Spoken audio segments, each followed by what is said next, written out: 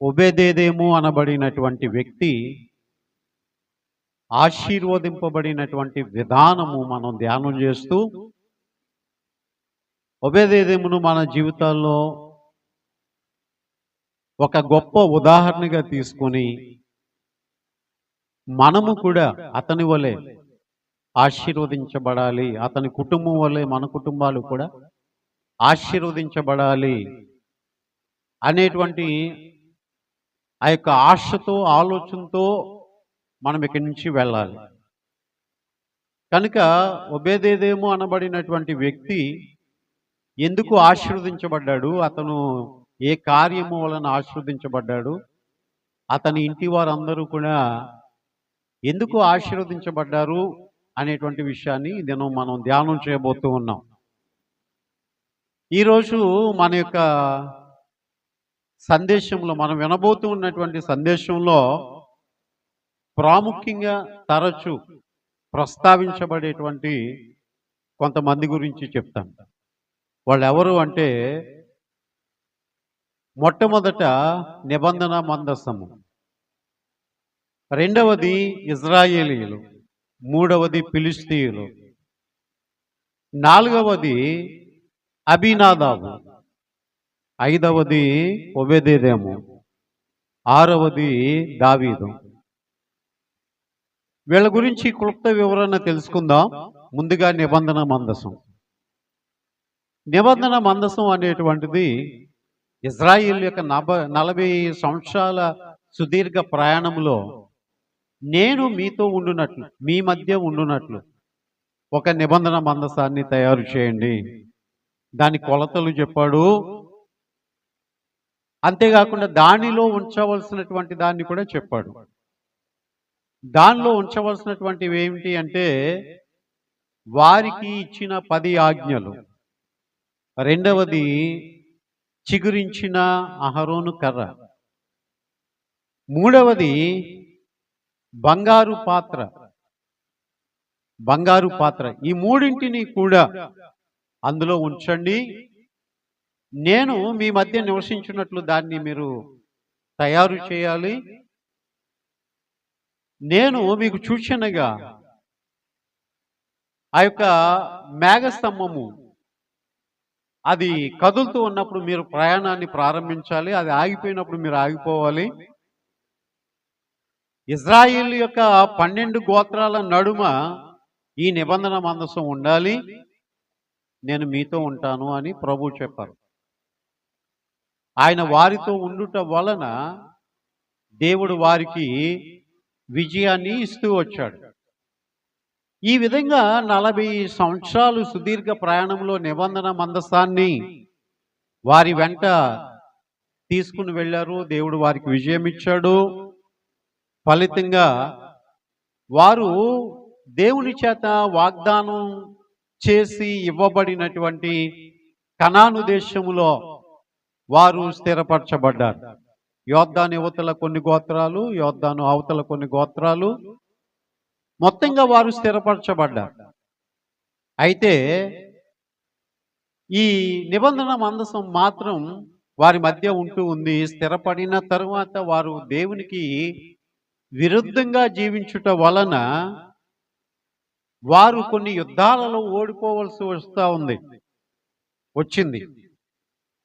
అయితే వారు అనుకున్నారు, మనం వెళ్తున్నాం, ఓడిపోతున్నాం, మనతో పాటు యుద్ధ భూమిలోనికి ఈ నిబంధన మందసాన్ని తీసుకుని వెళ్ళిపోదాం, అది లేకయే, మనతో అది ఉండకయే మనకి విజయం రావట్లేదేమో అని అనుకుని నిబంధన మందసాన్ని యుద్ధ భూమిలోనికి తీసుకుని వెళ్ళిపోయారు. దాన్ని తీసుకుని వెళ్ళిపోయినా సరే ఓడిపోయారు. ఇందులో మనం అర్థం చేసుకోవాల్సినటువంటి విషయం ఏమిటి అంటే, తల దగ్గర బైబిల్ పెట్టుకున్నా, లేకపోతే ఏమండి ఇంట్లో బైబిల్ పెట్టుకున్నా, ఒకవేళ ప్రార్థన చేసుకుని నూనె రాసుకున్నా, దైవ సేవకుని చేత ప్రార్థన చేయించుకున్నా, లేకపోతే నేను ఈరోజు చక్కగా స్నానం చేసి నా పాపాలన్నీ కూడా ఒప్పుకొని ప్రార్థన చేసి దేవుని యొక్క కృప పొందుతాను అని అనుకున్నా ఏది కూడా సక్సెస్ కాదు. కారణం ఏంటో తెలుసా? హృదయంలో దేవునికి చోటియ్యనంతసేపు కూడా బైబిల్ మనతో ఉండడం వల్ల ఏమీ ప్రయోజనం లేదు. బైబిల్ని ఇంట్లో పెట్టుకోవడం వల్ల ఏమీ ప్రయోజనం లేదు. ప్రార్థన చేయించుకోవడం వల్ల ఏమీ ప్రయోజనం లేదు. పాటలు పాడడం వలన, స్తుతి ఆరాధన చేయడం వల్ల ఏమీ ప్రయోజనం లేదు. మొట్టమొదట నీ హృదయంలో దేవుడు ఉండడానికి అది వీలైతే, అది అవకాశముగా ఎంచబడితే, దేవుడు అనబడినటువంటి వాడు నీ హృదయంలో ఉంటే ఆటోమేటిక్గా విజయాలన్నీ కూడా నీ వెంట వస్తాయి. హల్లెలూయా. దేవునికి విరోధంగా జీవిస్తూ దేవుని ప్రజలు అనుకున్నారు నిబంధన మందసం మన వెంట లేక మనం ఓడిపోతున్నామేమో అనుకున్నారు. వారి వెంట నిబంధన మందసం లేక కాదు, వారి హృదయాల్లో దేవుడు లేక వారు ఓడిపోతూ వచ్చారు. ఇంత ప్రభావం కలిగినటువంటి నిబంధన మందసం పేరుకు మాత్రమే వాళ్ళ మధ్య ఉంటూ వచ్చింది, కానీ అందులో ఉన్న దేవుని యొక్క మహిమ వెడలిపోయింది. దేవుడు అందులో ఉంటాను అన్నటువంటి వాడు దాని నుంచి బయటికి వెళ్ళిపోయాడు గనుక నిబంధన మందసం తీసుకుని వెళ్ళినా ఓడిపోయారు ఫిలిస్తీయుల ఎదుట ఇజ్రాయెల్ ప్రజలు. అంతేకాదు నిబంధన మందసాన్ని ఇజ్రాయెల్ ప్రజలు ఎత్తుకుని పోయారట. ఇది ఉండబట్టే కదా వాళ్ళకి విజయాలు వస్తున్నాయి, ఇది ఉన్నది కాబట్టే కదా వాళ్ళు ధైర్యంగా మన మీదకి వస్తున్నారు, దీన్నే మనం పట్టుకుపోతే అనుకుని వాళ్ళు పట్టుకుపోయారట. నిజంగా దేవుడు వాళ్ళు దానిలో లేడు కాబట్టి వాళ్ళు పట్టుకుపోయినా సునాయాసంగా వాళ్ళు పట్టుకుపోగలిగారు. ఆ తర్వాత నిబంధన మందసం ఉండవలసినటువంటి ఇజ్రాయిల్ మధ్య అది ఉండకూడనటువంటి స్థానంలో ఫిలిస్తీయుల మధ్య, అన్యజనుల మధ్య ఉంది గనుక దేవుడు ఫిలిస్తీయులను మొత్తడం మొదలుపెట్టిన తర్వాత వీళ్ళు గ్రహించారు, అరే ఇది మన దగ్గర ఉండవలసింది కాదు, ఇది మళ్ళా వాళ్ళకే ఇచ్చేద్దాం అని చెప్పి ఏం చేస్తారంటే వాళ్ళు చక్కగా ఏమండి ఒక పాలు ఇంకా పాలు ఇస్తూ ఉండేటువంటి ఒక ఆవుని ఆ బండికి గట్టి ఏమండి ఆ నిబంధన మందసాన్ని దాని మీద పెట్టించి ఏం చేస్తారంటే కిరియత్యారీంలో ఉన్నటువంటి ఆ యొక్క అబీనాదాబు ఇంట దాన్ని ఉంచారు. సో ఇప్పుడు మనకి అబీనాదాబు పరిచయం అవుతున్నాడు. ఇప్పుడు ఎవరు పరిచయం అయ్యారు? ఏమండి నిబంధన మందసం, ఆర్క్ ఆఫ్ ది కవెనెంట్, ఆ తర్వాత ఫిలిస్తీయులు, ఆ తర్వాత ఇజ్రాయేలీలు.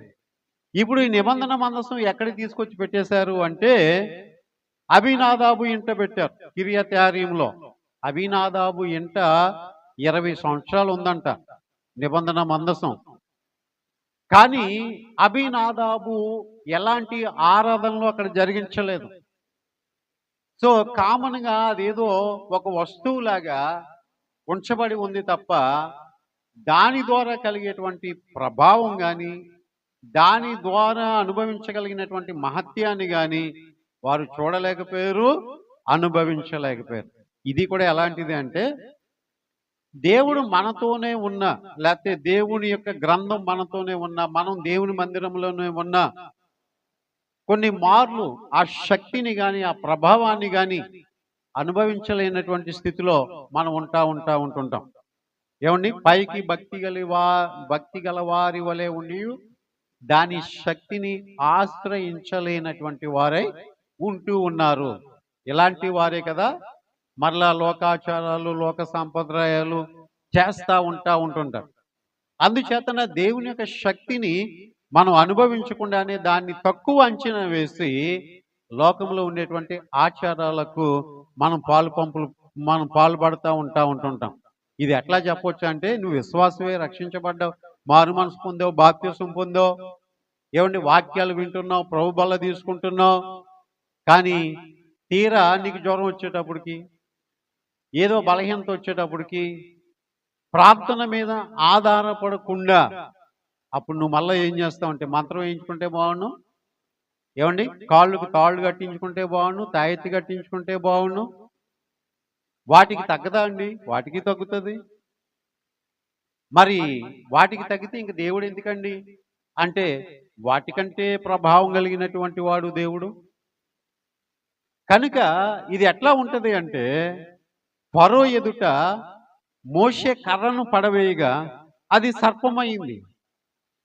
అదే శకునగాండ్రు కూడా ఐగుప్తు దేశంలో కర్రను పడేసి పాములు చేశారు. ఏం జరిగింది అంటే, మోషే పడవేయగా కర్ర పడవేయగా కర్ర సర్పముగా మారి ఈ సర్పము వెళ్ళి ఆ సర్పములన్నిటిని కూడా మింగేసింది. అంటే మంత్రాలు తంత్రాలు అనేటువంటివి తాత్కాలికంగా తప్ప ఒక పర్మనెంట్ సొల్యూషన్ అనేటువంటిది దేవుని ద్వారా మాత్రమే కలుగుతుంది. హల్లెలూయా, హల్లెలూయా. నేను అంటాను, ఈవెన్ టాబ్లెట్ వేసుకున్నా, వైద్యం చేయించుకున్నా, దేవుని యొక్క కృప లేకపోతే మనకు ఆయుష్ లేదు. కనుక వైద్యం వద్దని అనుకోకూడదు, వైద్యం చేయించుకోవాలి. దేవుని యొక్క కృప మీద కూడా మనము ఆధారపడాలి పిల్లలు. ఎందుకు ఈ మాటలన్నీ మనం చెప్పుకుంటున్నాము అంటే, ఒబేదేదేమో ఇంట ఎన్ని సంవత్సరాలు ఉందండి నిబంధన మందసం? 20 సంవత్సరాలు. దేవుడా దిగిరా దీంట్లోకి అని ఆరాధన చేశాడా? చేయలేదు. దేవుడా మా ఇంటిని ఆశీర్వదించు, నువ్వు మా ఇంట్లోనే ఉన్నావు కదా అని అభినాదాబు ఎప్పుడైనా ప్రార్థన చేశాడా అంటే చేయలేదు.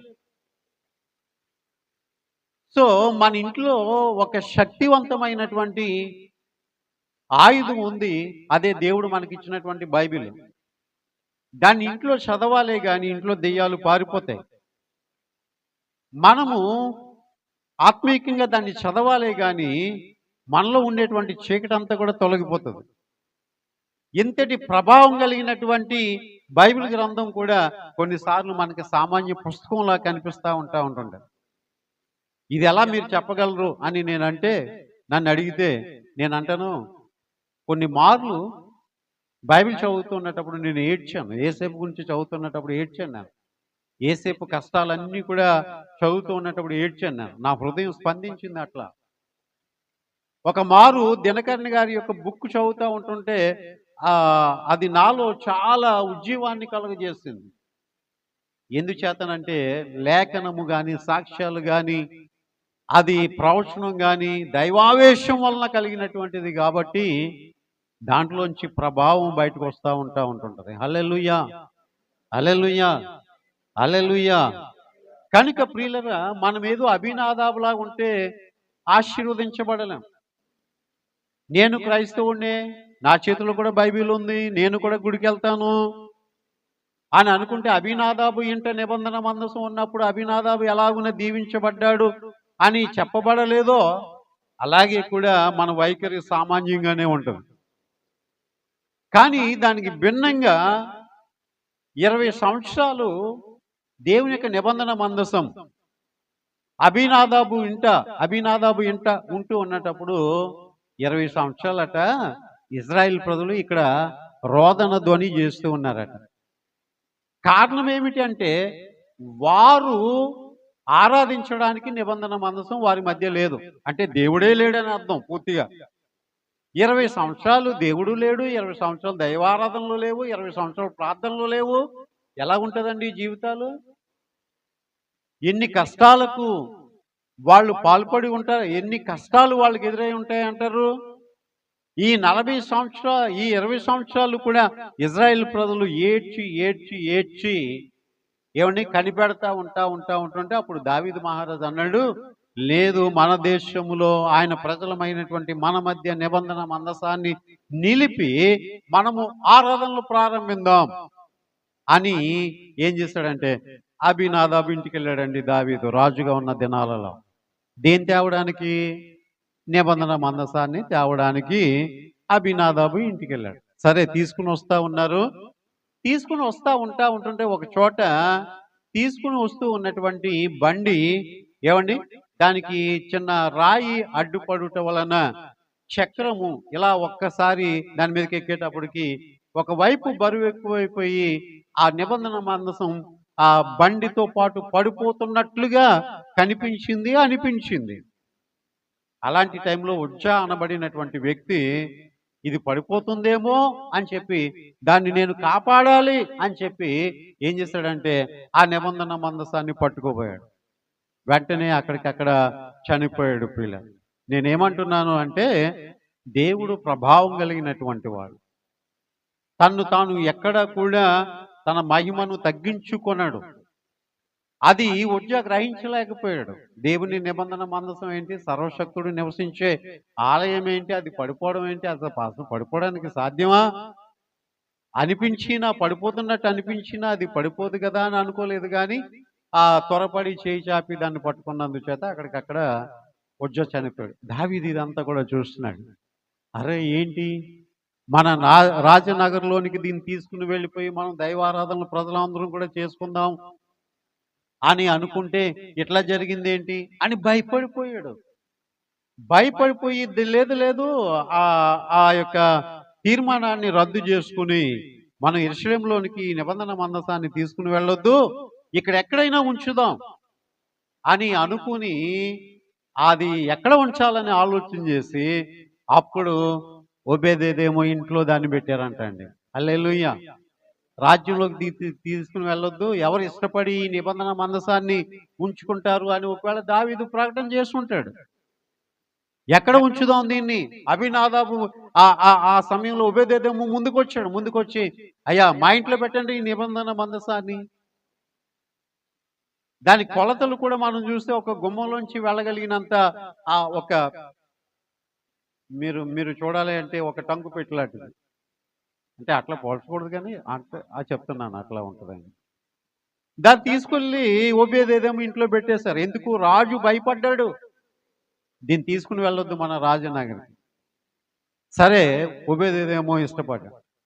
ఇప్పుడు ఓబేదేదేమో గురించి మనం ఆలోచించవలసినటువంటి విషయాలు ఏంటి అంటే ప్రియులరా, ఓబేదేదేమో ఎలాంటి పరిస్థితులలో ఆ యొక్క నిబంధన మందసాన్ని తన ఇంట్లో పెట్టుకున్నాడు అంటే కళ్ళెదురుగా చూశాడు, ఉజ్జా అనేవాడు చనిపోయాడు. లోకానికి దేవుడు తీర్పులు ప్రకటన చేస్తూ ఉన్నప్పటికీ కూడా ఆ దేవుడు నా ఇంట్లో ఉంటే నాకెలాంటి తీర్పులు వస్తాయో అని అనుకోలేదు. కానీ ఆ దేవుడు నా ఇంట్లో ఉంటేనే కదా నేను దీవించబడతాను, నేను ఆశీర్వదించబడతాను అని ఓబేదేదేమో అనుకున్నాడు ప్రియులారా. హల్లెలూయా. ఇప్పుడు మనం జాగ్రత్తగా గమనించాలి. అదే నిబంధన మందసము మొట్టమొదట ఇజ్రాయేల్ ప్రజలకు విజయాన్ని ఇస్తూ ఉండేది. ఇజ్రాయేల్ ప్రజలు అవిధేయత వలన దేవుని యొక్క ప్రభావం దాంట్లోంచి పోయింది. ఫిలిస్తీయులు ఎత్తుకుపోయారు. ఫిలిస్తీయుల మధ్య నిబంధన మందసం ఉన్నప్పుడు దేవుడు వారిని మొత్తినందుచేత అబీనాదాబు ఇంటికి దాన్ని పంపించేశారు. అబీనాదాబు ఇంటే 20 సంవత్సరాలు నిబంధన మందసం ఉంది, కానీ అబీనాదాబు గృహం ఏ విధంగా దీవించబడింది అని ఎక్కడ కూడా వ్రాయబడలేదు. ఎలాంటి దీవెన కూడా అక్కడ కనబడలేదు. అలాంటి పరిస్థితులలో ఓబేదేదేమో ఇంట 3 నెలలు మాత్రమే ఆ నిబంధన మందసం ఉంటూ ఉన్నటప్పుడు అబీనాదాబు క్షమించాలి, ఆ ఓబేదేదేమో ఇంటికిని అబీనాదాబు ఇంటికిని ఉన్నటువంటి వ్యత్యాసాన్ని మనం చూస్తే గనక ప్రియులరా 3 నెలలలోనే బహుగా ఆశీర్వదించబడ్డాడంట ఓబేదేదేమో. హల్లెలూయా. ఓబేదేదేమో అనేటువంటిది 2 మాటల కలయిక. ఓబేదు ఏదోము అనేటువంటి ఆ 2 మాటల కలయిక ప్రియులరా. ఓబేదు అంటే సేవకుడు, సర్వెంట్ లేదా ఆరాధికుడు ప్రియులరా, వర్షిప్పర్ అనేటువంటి అర్థాన్ని ఇస్తుంది. అతని మాటలోనే సేవకుడు, ఆరాధికుడు అనేటువంటి అర్థాన్ని ఇచ్చేటువంటి మాట. దేదోము అనగా ఎరుపు అనే అర్థం. కనుక ఈ ఓబేదేదేమో సేవకుడు, ఆరాధికుడు అయినందుచేత ఎప్పుడైతే తన ఇంటికి నిబంధన మందసం వచ్చిందో వెంటనే ఆరాధన ప్రారంభించాడండి. హల్లెలూయా, హల్లెలూయా, హల్లెలూయా. ఎంత గొప్ప ధన్యత అండి. మీరు చెప్తే నమ్మరు ప్రియులన. ఈ 40 దినాల శ్రమల కోటాలు అనుకునే కంటే ఉద్యోగ కోటాలు అని అనిపించే అంతగా మరి కొన్ని ప్రాంతాల్లో, కొన్ని గ్రామాల్లో చూసినట్లయితే 40 దినాలు కూడా వాళ్ళు గృహాల దగ్గర ఎంతగానో ఈ కూటాలు జరిపించుకుంటూ ఉంటుంటారు ఆసక్తితోటి. 40 దినాలు కూడా గృహాల దగ్గర కూడికలే. కారణం ఏమిటంటే ఈ కూడిక మా ఇంట్లో జరగాలి, ఈ కూడిక మా ఇంట్లో జరగాలి అన్నంతగా గొప్ప ఆసక్తి. కారణం ఏంటి చెప్పండి? దేవుని యొక్క సంఘము ఎక్కడ అడుగు పెడితే, ఏ ఇంట్లో అడుగు పెడితే ఆ ఇంట్లో దేవుడు వచ్చినట్టే. హల్లెలూయా, హల్లెలూయా. దేవుని యొక్క మహిమ వచ్చినట్లే, దేవుని యొక్క ప్రభావము దిగినట్లే. కాబట్టి ఈ యొక్క ఉపదేశం ఏం చేశాడు అంటే, చూడండి, అతడు ఆరాధన ప్రారంభించాడు. ఇది మనం స్పిరిచువల్ డెప్త్‌లోనికి కానీ వెళ్తే గనక, ఆత్మీయ కోణంలో లోతైనటువంటి అర్థాన్ని మనం గ్రహించగలిగితే ప్రియులారా, కేవలం అతని యొక్క పేరు ఆ అర్థాన్ని సూచించినట్లుగా మాత్రమే కాకుండా, ఒబేదెదోము యొక్క జీవితం మనకు నేర్పేటువంటి పాఠం ఏంటి అంటే, రాజైన దావీదైనా భయపడ్డాడు గాని ఒక సామాన్యుడు తన ఇంటిలో పెట్టుకోవడానికి భయపడలేదు. హల్లెలూయా, హల్లెలూయా. నేను అంటాను, ఆ రోజుల్లో చాలా మంది యేసు ప్రభుని అంగీకరించడానికి ఇష్టపడేవారు కానీ ప్రభుత్వ అధికారుల యొక్క భయానికి కొంతమంది ఇష్టపడలేదు. ఈరోజు చాలా మంది వేద పండితులు వాస్తవం తెలుసు వాళ్ళకి, ఈ బైబిల్ గ్రంథం యొక్క విశేషము విశిష్టత అనేటువంటిది తెలుసు బాగా వాళ్ళకి. ఎందుచేతనంటే ఎవరైనా ఏ మతాన్నైనా స్వీకరించాలి అంటే ప్రధానంగా మూడు ప్రధానమైనటువంటి కారణాలు. అవి ఈ రాత్రికి చెప్తాను, దేవుని మహిమ కలుగును గాక. హల్లెలూయా. ఒకటి లేఖన ఆధారం, రెండవది చరిత్ర ఆధారం, మూడవది ఏంటంటే అనుభవంగా తెలుసుకున్నటువంటి వారి యొక్క సాక్ష్యాలు. ఈ మూడు దైవత్వాన్ని స్వీకరించడానికి ప్రధానమైనటువంటి కారణాలు. దావీదు మహారాజే గాని రాజు సైతం భయపడిపోయాడు, సామాన్యుడు తన ఇంట్లో పెట్టుకోవడానికి ఇష్టపడ్డాడు ప్రియులారా. హల్లెలూయా, హల్లెలూయా, హల్లెలూయా. కనుక ఒబేదెదోము యొక్క త్యాగం, ఒబేదెదోము యొక్క తెగింపు ఎంత గొప్పది అంటే ఆయన పేరులోనే ఉంది, ఆయన సేవకుడు ఆరాధికుడు. హల్లెలూయా. సేవకుడు ఆరాధికుడికి అక్కడ స్థలంతో ప్రమేయం ఉన్నదండి. ఏమండి, ఇది పబ్లిక్ అని అనుకోరు, ఇది మన ప్లేస్ కాదు అని అనుకోరు, ఇది సమాజం కదా అని అనుకోరు. అందుచేతనే సంశయము లేని వారే పురుషులు ప్రతి స్థలమందు కూడా దేవునికి ప్రార్థన చేయాలి. హల్లెలూయా. ఒకవేళ విశ్వాసే దారిలో కనబడే, అయ్యగారు ఎన్నాళ్ళుగాను మీరు కనబడలేదండి, మీరు ఎక్కడుంటారో తెలియదండి అని ఒకవేళ బజార్లో నాకు కనబడి అడిగారా అనుకోండి, ఏ సహోదరుడైనా సహోదరైనా, లేకపోతే నాకు ఇలాంటి తరుణం మరొకసారి రాదండి, నేను రాలేనండి, ఈ సమయాన్ని నేను దాటిపోలేనండి, ఇక్కడే నాకు ప్రార్థన చేయండి అని అంటే, దీటమ్మా బజార్లో అడుగుతావేటమ్మా ప్రార్థన చేయమని, నడి వీధిలో అడుగుతావేటమ్మా ప్రార్థన చేయమని అని అనకూడదట. ఏం చేయాలట చెప్పండి? దేవుని కొరకు ఏ స్థలమందైనా సరే సంశయము లేని వారై ప్రార్థన చేయాలంట. హల్లెలూయా. ఏమ్మా వీధి కూటంలో పాట పాడతావా? నాకు కొంచెం సిగ్గండి, చర్చిలో అయితే ఏదో కొంచెం పాడగలను కానండి, అక్కడ పాడలేను. ఏమా సాక్ష్యం చెప్తావా? నేను ఇంత మందిలో నేను చెప్పలేనండి. ఏంటది? నీలో నువ్వు ఆలోచన చేసుకుంటున్నావు తప్ప నీలో ఉన్నటువంటి దేవునికి నువ్వు చోటిద్దామని అనుకోవట్లేదు. హల్లెలూయా, హల్లెలూయా, హల్లెలూయా. కనుక ప్రియులారా, తెగింపు అనేటువంటిది దావీదు చేయాలి, కానీ ఒక సామాన్యుడు చేశాడు. దేవునికి స్తోత్రం, హల్లెలూయా. కనుక ఒబేదెదోము ఎలాగున్నాడు అంటే, పేరుకి తగినట్లుగా ఆరాధన విషయంలో నమ్మకమైన వాడుగా ఉన్నాడు, సేవ చేసే విషయంలో కూడా నమ్మకమైనటువంటి వాడుగా ఉన్నాడు. ఇప్పుడు దేవుని నిబంధన మందసం తన ఇంట్లో ఉన్నది అంటే అది పరిశుద్ధంగా ఉండుట కొరకు ప్రతిరోజు ఆ గదిని కడగాలి. దేవుని నిబంధన మందసం మీద దుమ్ము దూగురి చేరకుండా ప్రతిరోజు కూడా దాన్ని శుభ్రం చేయాలి. ఆరాధనకు అది యోగ్యమైనటువంటిదిగా దాన్ని తీర్చిదిద్దాలి. మనం ఈరోజు ఆరాధన చేసుకుని వెళ్ళిపోతాం, మళ్ళీ వచ్చే ఆదివారం తుడిస్తే బోర్డు మట్టి వస్తుంది. ఆ పరిచర్య అంతా కూడా చేయాలి. ఇలాగా ఒబేదెదోము ఏం చేస్తున్నాడు అంటే, దేవుని యొక్క నిబంధన మందసం దగ్గర ఆయన సేవలు చేస్తూ ఉన్నాడు. నువ్వు మా ఇంట్లో ఉన్నావు ప్రభు, మమ్మల్ని దీవించు.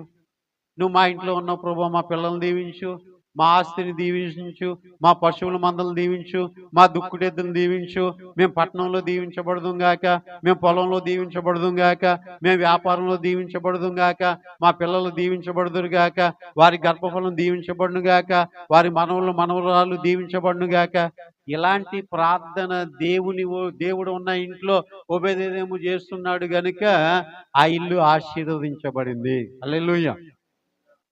ఇది పాత నిబంధన గ్రంథంలో ఉన్నటువంటి ఒక రకమైన ఆ ఆరాధన పద్ధతి అయితే, కొత్త నిబంధన గ్రంథంలో దేవుడు ఏమన్నాడు? ఏ వ్యక్తి అయినా ప్రార్థన చేయడానికి తన గదిలోనికి వెళ్ళి తలుపు వేసుకుని ప్రార్థన చేస్తే రహస్యమందు ఉన్నటువంటి దేవుడనైనటువంటి నేను తన రహస్య ప్రార్థన అంతా కూడా ఆలకిస్తాను అన్నాడు. ఇంతకీ మన గృహాలు దీవించబడాలి అంటే ఒబేదేదేములాగా మనం ఆరాధికులము కావాలి, సేవకులము కూడా కావాలి. హల్లెలూయా. సేవకుడు అంటే మీ దృష్టిలో ఉంటుంటారు, సేవకుడు అంటే ఆయనే కదండి, పాస్టర్ గారు, కాపరి ఆయనే కదా అని అనుకుంటారు. ఏమండి, దేవునికి ఏ రకమైన సేవ చేసేవాడైనా సేవకుడే. నేను సేవకుడే, మీరు సేవకులే. కానీ అదనంగా నాకు ఒక బాధ్యత ఉంది. అదేంటి చెప్పండి? సంఘ కాపరి, మంద కాపరి, కాచేవాడు. కాబట్టి ఏ రకమైనటువంటి సేవ చేయొచ్చు మనం? ఏ రకమైనటువంటి సేవ చేయొచ్చు మనం? దేవుని వలన దీవించబడాలి అని చెప్పి ఒక తల్లిగారు తన ఇంట కూటమైనప్పుడు ఆ పాస్టర్ గారు, అంటే ఆమె విశ్వాసం అలాంటిది, అందరూ అలా చేయమని నేను చెప్పడం లేదు. ఆమె విశ్వాసం ఏంటి అంటే, పాస్టర్ గారికి భోజనం పెట్టిన తర్వాత ఆయన అంతా తినేసిన తర్వాత ఆ ఎంగిల్ ప్లేట్ కడిగేయకుండా అందులో ఆమె తినడం ఆశీర్వాదంగా భావించేది. అందుచేత ఈ రోజున గొప్ప సేవకురాలయ్యింది. హల్లెలూయా, హల్లెలూయా, హల్లెలూయా. ఏమండి, సేవకునికి సహకారిగా ఉండడం కూడా దేవుని సేవే. సంఘ కార్యక్రమాల్లో నీ శక్తిని హెచ్చించడం కూడా సేవే. మరి నాకేమీ పట్టదు అన్నట్లుగా, అమ్మో నేనెందుకు వెళ్ళాలి, నేనెందుకు చేయాలి అని ఉంటుంటారు. ఇంకా సేవ ఎక్కడుంది దేవుని మందిరంలో? దేవుని కొరకు చేసేటువంటి సేవ ఏముంది? ఆరాధన చేయాలి, సేవ కూడా చేయాలి. దేవునికి స్తోత్రం. హల్లెలూయా, హల్లెలూయా. ఈ వృత్తాంతం అంతా కూడా మీ చేత చదివించడం టైము లేదు కాబట్టి సమూయేలు 2వ గ్రంథం 6వ అధ్యాయం 11వ వచనంలో వ్రాయబడినటువంటి ఒక్క మాట మనం చదువుకుందామండి.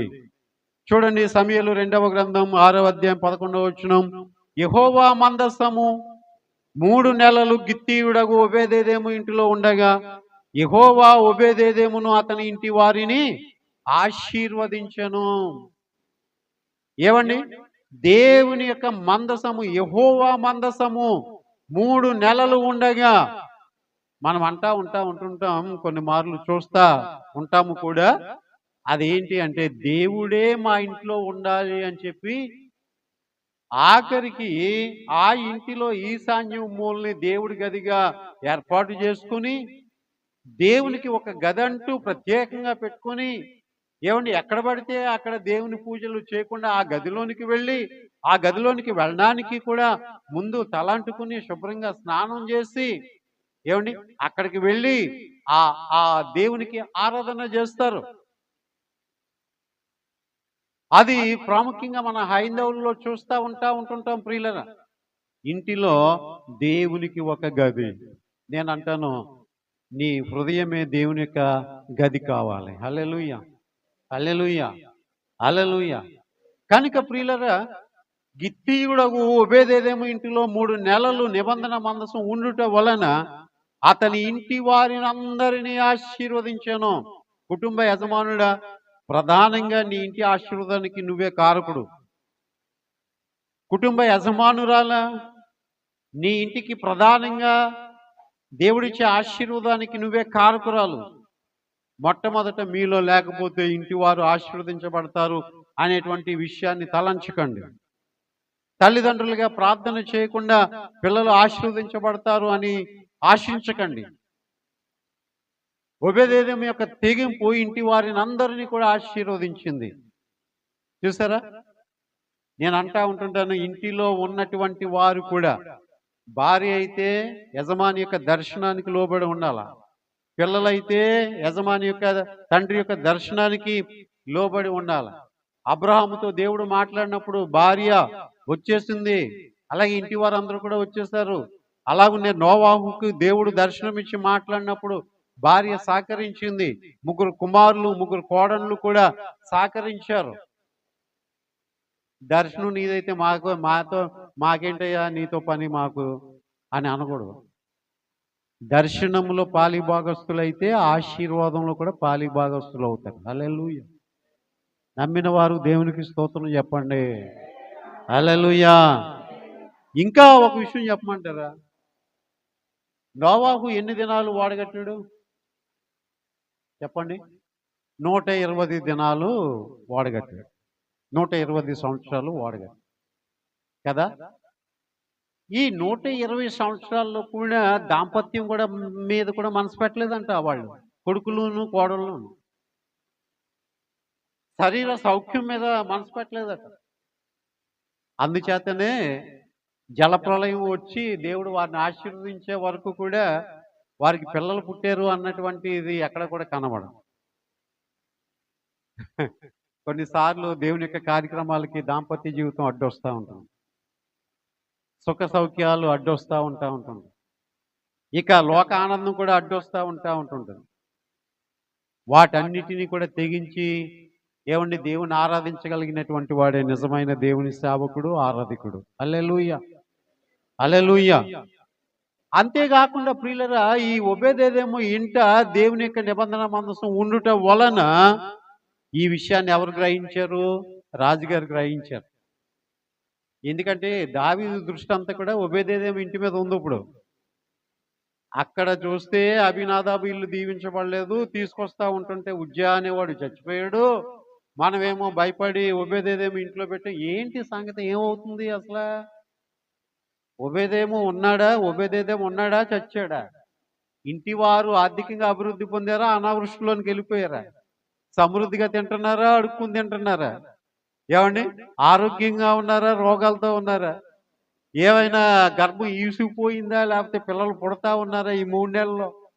ఏంటి సంగతి అని దావీదు ఆరా తీస్తే, అబ్బో ఇది వరకు ఎన్నడూ లేని ఆశీర్వాదం ఓబేదేదోము ఇంట్లో ఉందండి ఇప్పుడు అని లోకమంతా చాటి చెప్తా ఉంది ప్రియులరా దావీదుకి. దేవునికి మహిమ కలుగును గాక.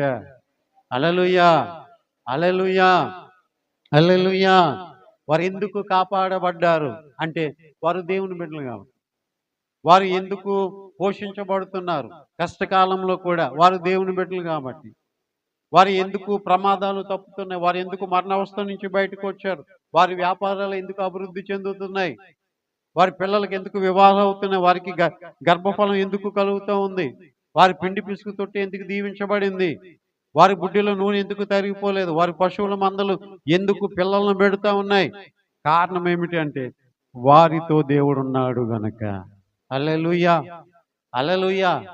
మరి అలాంటి సాక్ష్యం, ఓబేదేదోము లాంటి సాక్ష్యం మనం పొందాలంటే ఓబేదేదోము ఇంట ఆశీర్వాదం ఆ యొక్క వెల్లువడినట్లుగా మనం కూడా క్రియారూపకంగా అవి కనబడాలి కదా.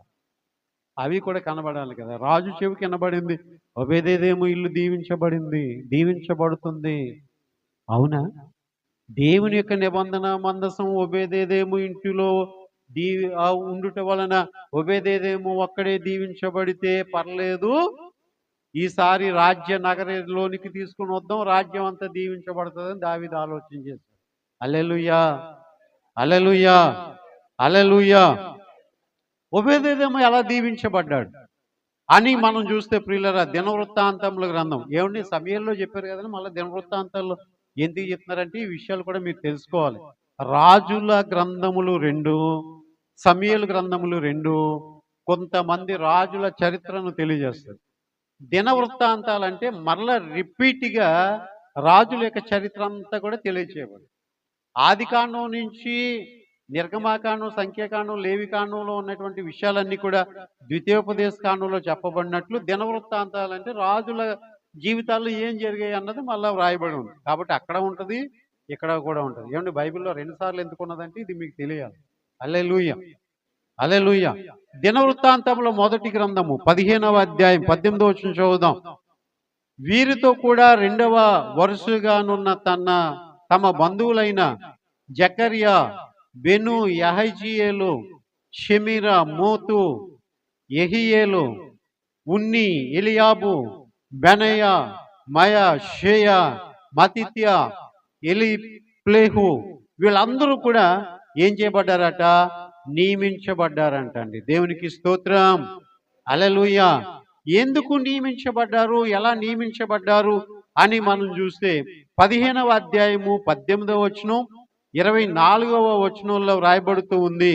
ప్రియులరా, ద్వారపాలకుడుగా, సంగీత కళాకారుడుగా దేవుని సన్నిధిలో ఆయన నియమించబడ్డాడట. ప్రియులరా, దేవునికి స్తోత్రం, హల్లెలూయా.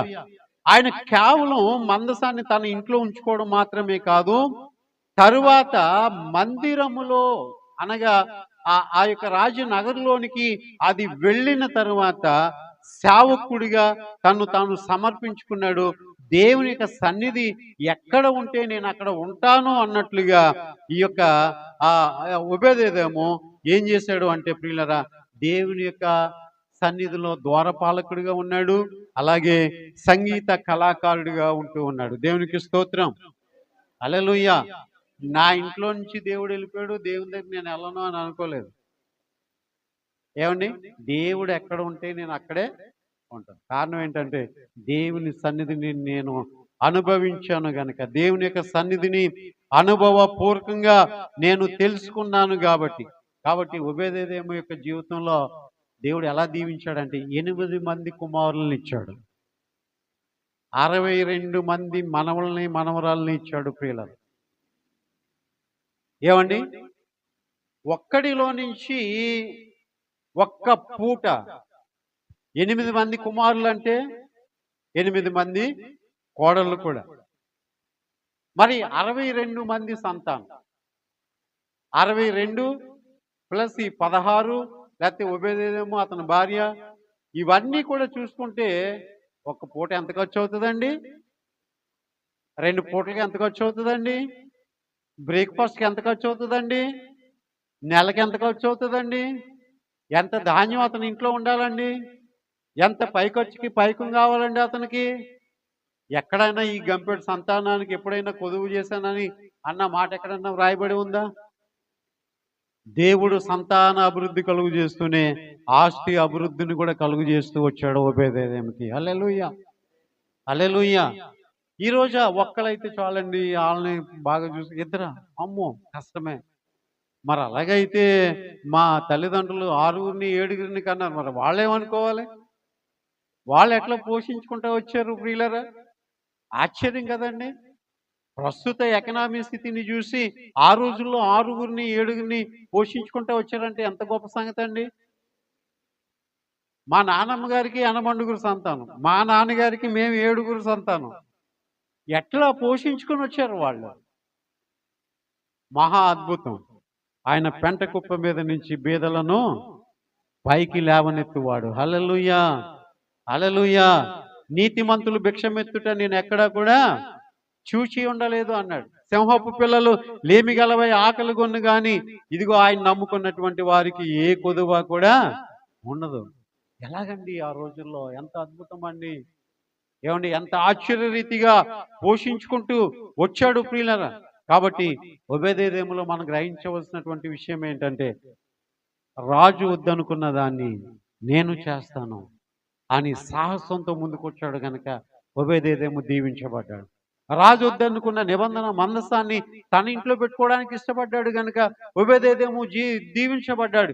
ఇప్పుడు ఒక సామాన్యుడు ఒక రాజుకే సాదృశ్యంగా మారిపోయాడు, మాదిరికరంగా మారిపోయాడు. ఏమండి, ఒక సామాన్యుడు తన ఇంట్లో పెట్టుకోవడానికి ఇష్టపడితే నేను ఎందుకు నా రాజ్యంలో దాన్ని పెట్టకూడదు అని ఆలోచన చేస్తాడు ప్రియులారా. కనుక దేవుని యొక్క నిబంధన మందసము లేక 20 సంవత్సరాలు ఇజ్రాయెల్ ప్రజలు గగ్గోలు పెట్టారు ప్రియులారా. ఆ కారణం చేతనే మరలా వాళ్ళు దాన్ని తీసుకుని వచ్చారు. లేదు నిబంధన మందసం మన మధ్య లేకపోతే మన కుటుంబాలు ఆశీర్వదించబడవు అని గ్రహించినటువంటి వారే ఆ దేవుడు మన మధ్య ఉంటేనే మనం దీవించబడతాం. ఆయన ఒక్క ఇంట్లో ఉండిపోతే కాదు, రాజ్యం అంతట్లో కూడా ఉండాలి. నేను నా ఇంట్లో క్షేమంగా ఉంటే కాదు, నా దేశం క్షేమంగా ఉంటేనే నేను క్షేమంగా ఉన్నట్టు అని అనుకునేటువంటి వాడు నా ఇంట్లో మాత్రమే ఉండు ప్రభువా అని ప్రార్థన చేయడు, కానీ నా దేశం అంతట్లో కూడా నువ్వు ఉండు ప్రభు అని ప్రార్థన చేస్తాడు. హల్లెలూయా, హల్లెలూయా, హల్లెలూయా. కాబట్టి ఒబేదేదేము నుంచి మనం నేర్చుకోవాల్సినటువంటి విషయాలు ఏంటి అంటే, చూడండి, దేవుని యొక్క సన్నిధి విలువేంటో తెలిసినటువంటి వాడే దేవుడు నాకు ఉగ్రత కలుగజేస్తాడేమో అని భయపడలేదు. ఏమండి, దేవుడు పాపులకు భయంకరుడేమో గాని ఆయన నీతిమంతులకు యథార్థవంతులకు బహు ప్రియమైన వాడు. హల్లెలూయా, హల్లెలూయా, హల్లెలూయా. స్వల్ప కాలంలోనే 3 నెలల వ్యవధిలోనే ఒబేదేదేమో అద్భుతమైనటువంటి ఆశీర్వాదాన్ని చూచినట్లుగా మనం గమనిస్తూ ఉన్నాం ప్రియులారా. కాబట్టి దేవుడు మన ఇంటిలో ఉంటే ఆశీర్వాదమే మనలో ఉన్నట్టు, మన ఇంట్లో ఉన్నట్టు. ఏమండి, ఇక ఎక్కడికి కూడా మనం వెళ్ళనవసరం లేదు. దేవుడు మన హృదయంలో ఉంటే చాలు, ఆశీర్వాదం మనలో ఉంది. మన బ్రతుకులో ఉంటే చాలు, ఆశీర్వాదం మనలో ఉంది. కాబట్టి దేవుడు మనలో ఉంటే ఆటోమేటిక్గా అవన్నీ కూడా సమకూర్చబడిపోతాయండి. దేవుడే లేకపోతే ఎన్ని సమకూర్చుకున్నా అవన్నీ వ్యర్థమే.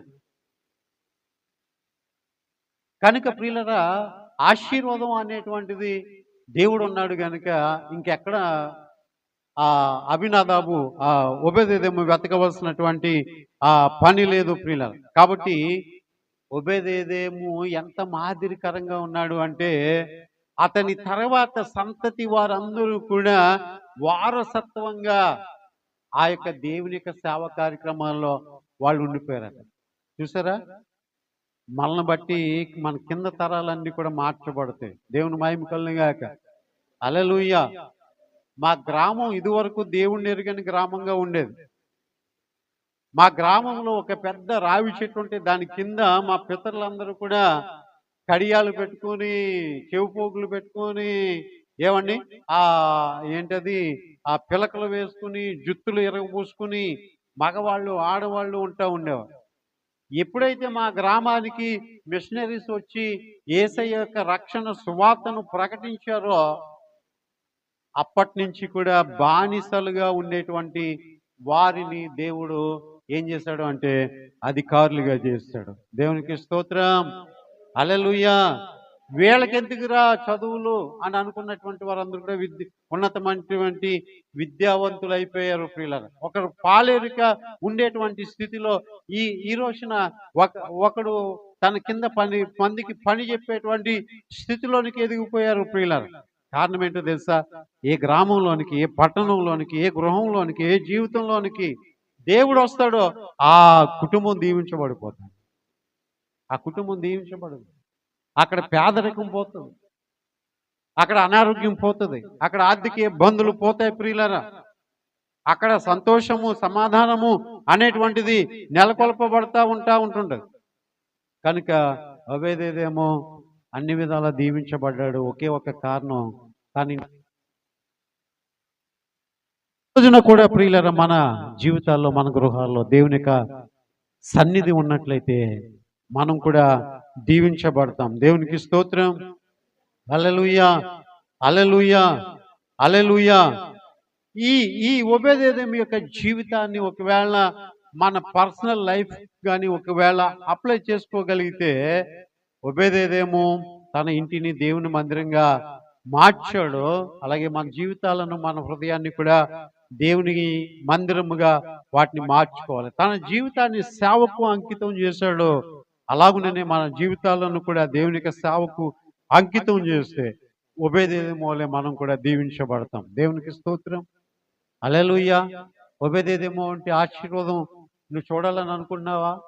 రాజులు సైతం కళ్ళు తెరిచి ఒబేదేదేము ఇంటి వైపు చూశారు. ఏంటి ఒబేదేదేము ఇలా ఆశీర్వదించబడుతున్నాడు? కారణం, అతని ఇంట్లో దేవుని మందసం ఉంది, అక్కడ సేవ కూడా జరుగుతుంది. నేను అంటాను, ఆ అభినాదాబు ఇంటికి ఒబేదేదోము ఇంటికి గల తేడా ఏంటంటే, ఇతని ఇంటికంటే ఎక్కువ దినాలు అభినాదాబు ఇంట్లో ఉంది. ఏకంగా 20 సంవత్సరాలు ఉంది. కానీ 3 నెలల వ్యవధిలోనే ఒబేదేదోము ఎంతగానో దీవించబడ్డాడు. కారణం ఏంటో తెలుసా? మనం దేవుణ్ణి ఎరుగుంటే కాదు, ఆ దేవుణ్ణి పరిపూర్ణంగా ఆరాధన చేయగలిగితేనే. మన చేతిలో బైబిల్ ఉన్నది అని అనుకుంటే కాదు, దాన్ని చదవగలిగితేనే. ఆయనను నేను ఎరుగును అని అనుకుంటే కాదు, ఎరిగిన నీవు ఆయనకు ప్రార్థన చేస్తేనే. ఆ దేవుడు నాకు తెలుసు అని అనుకుంటే కాదు, నీవు ఆయన సేవ చేస్తేనే, ఆయన ఆరాధిస్తేనే దీవించబడతావు. హల్లెలూయా, హల్లెలూయా.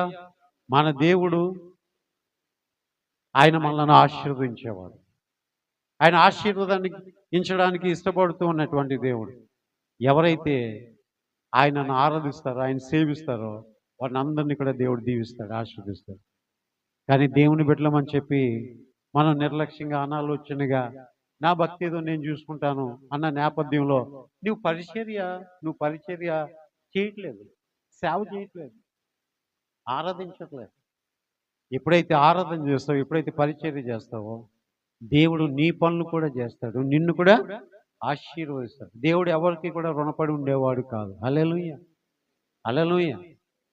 చూసారా, ఎవరైనా మనకి ఏదైనా సాయం చేస్తేనే మనసులో ఉండిపోతారు వాళ్ళు. మరి అలాంటిది దేవుని యొక్క పరిచర్య చేసినప్పుడు దేవుడు ఎంతగా మనల్ని జ్ఞాపకం పెట్టుకుంటాడు, ఎంతగా ఆశీర్వదిస్తాడు అంటారు. కనుక ఒబేదేదోములా ఉండొద్దు, అభినాదాబులాగా ఉండొద్దు, ఒబేదేదోములాగా ఉందాం. హల్లెలూయా. ఒబేదేదోము అంటే యొక్క ఆశీర్వాదాన్ని మనం పొందుకుందాం. దేవుడి మాటలు దీవించి ఆశీర్వదించునుగా. తలలు వంచినట్లయితే కళ్ళు మూసుకొని మనం ప్రార్థన చేసుకుందాం ఈ సమయంలో. అతని సంతానమంతా కూడా బహుబలమైన వారుగా, శ్రేష్టమైన వారుగా, దేవుని యొక్క ఆరాధికులుగా, బలాఢ్యులైనటువంటి వారుగా దేవుడు వారిని దీవించాడు. నీవు నీ పిల్లలు దీవించబడాలని ఆశపడుతున్నారా? నీ కుటుంబం దీవించబడాలని ఆశపడుతున్నావా? అయితే ఒబేదేదోములాగా నీవు సేవకుడు కావాలి, ఆరాధికుడు కూడా కావాలి. హల్లెలూయా, హల్లెలూయా, హల్లెలూయా.